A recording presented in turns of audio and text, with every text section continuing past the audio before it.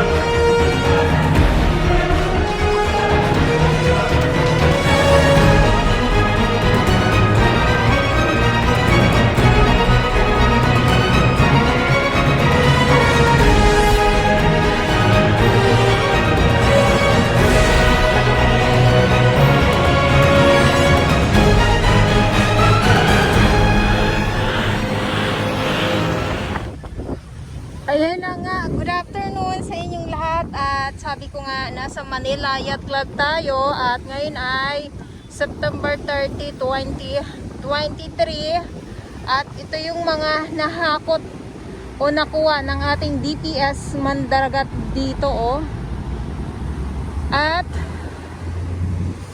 silip tayo dito. So dahil nga ay laging masama ang panahon, maalon. So ang nagdadala talaga ng ano ba to, habagat, lakas ng alon ay ang mga nananaig, ang mga water lily ngayon talaga dito. Good afternoon sa inyong lahat at sa mga baguhan. Yes, welcome sa channel ni Miss Jolaine Dora Bells. Mahalin niyo po ako ng buong buo. Yun ay hindi galing sa ilong ng maisingaw. Garo si buwan.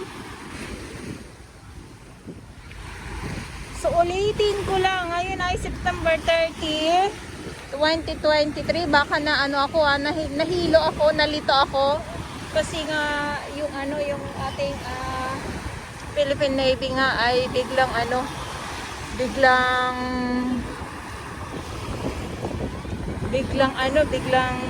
nakita ko dito. So doon nga sila galing sa kabilang side at eto na nga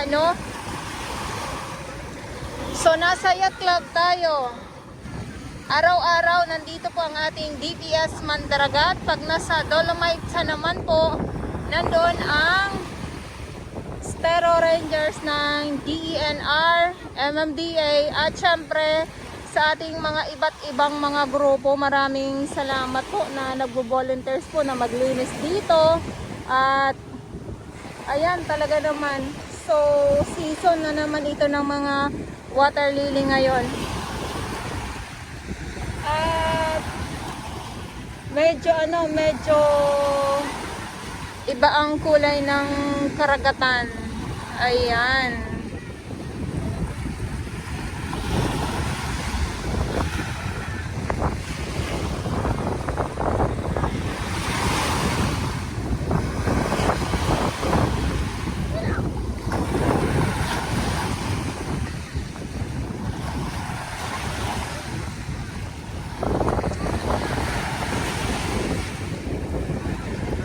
Ayan at syempre Yung ating mga security guard, ating mga kapulisan, nandito pa din. So dito sa Mayat Club, mayroon pong nagbabantay dito ang ating mga security guard at ang ating MMDA. So sa Dolomite, ganun din po. Sa Remedios, ganun din po.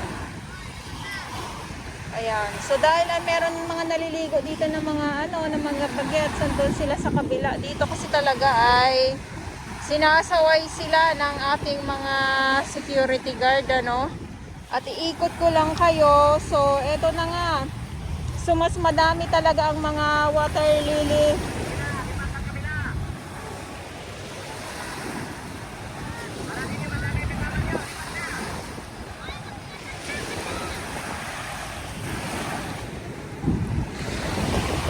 Ayan, so Lipat sa kabila. ginamitan na ni Kuya ng ng megaphone.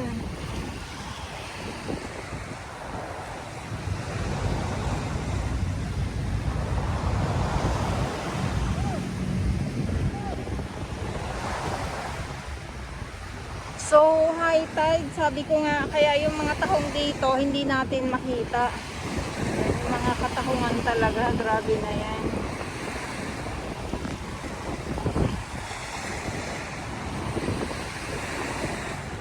Mamaya siguro paghapon, pag mga alas 4, yan, alas 5, yan, yung mga tahong makikita natin yan.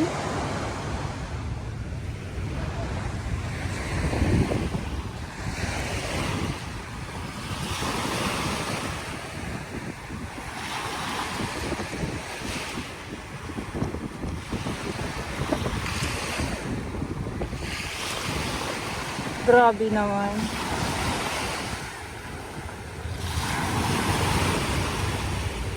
Grabe tong na to, yung alon talaga. Kasi ayan yung nako, tinitingnan ko ng maigi kasi baka mamaya may nakatago ditong may nakatago ditong mga malalaking mga isda. Yun yung inaabangan ko, yung mga malalaking mga isda.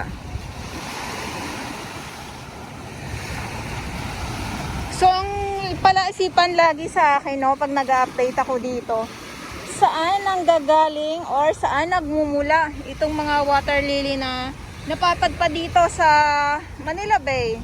So, hindi lang dito sa Manila Bay, sa may Pasig River, ganun din. At sa may Baseco. Pero sa Baseco ay hindi na po tayo nakakapag-update doon.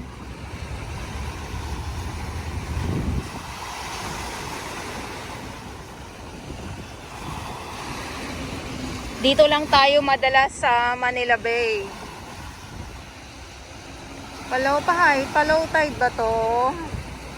Yan. Ang inaabangan ko dito yung pag low tide.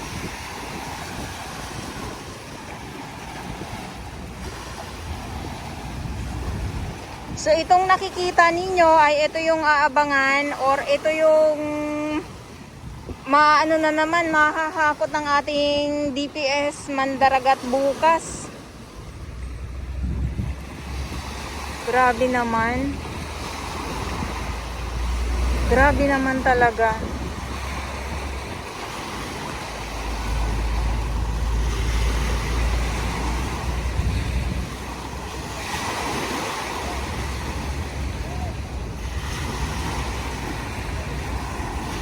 Ayan, so ito yung update natin ngayong araw, Saturday, at ulitin ko lang po muli, ngayon ay September 30, 2023 at October na bukas. Ang bilis ng panahon.